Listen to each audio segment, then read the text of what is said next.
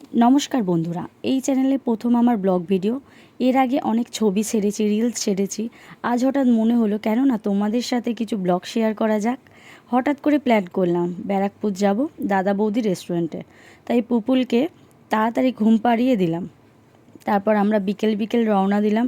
গাড়ি চড়তে পুপুল খুব ভালোবাসে, সাথে পাপার কোল পেলে তো আর কিছুই চাই না তার। তারপর গল্প করতে করতে পৌঁছে গেলাম রেস্টুরেন্টে। বিরিয়ানির কথা পরে বলবো, আগে আসে অ্যাম্বিয়েন্স নিয়ে, যেটা খুব ভালো ছিল। তারপর আমরা অর্ডার করেছিলাম রেশমি চিকেন কাবাব, মাটন বিরিয়ানি, ফিশ ফ্রাই।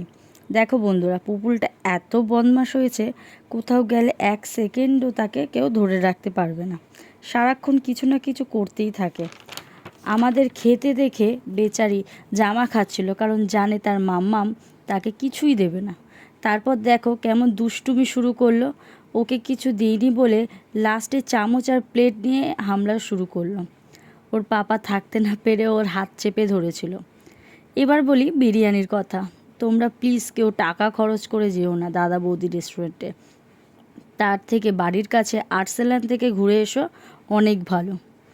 পুরো বেকার টেস্ট। তারপর একটু ফটোশ্যুট করলাম এবং লাস্টে বাড়ি চলে এলাম। টাটা বন্ধুরা।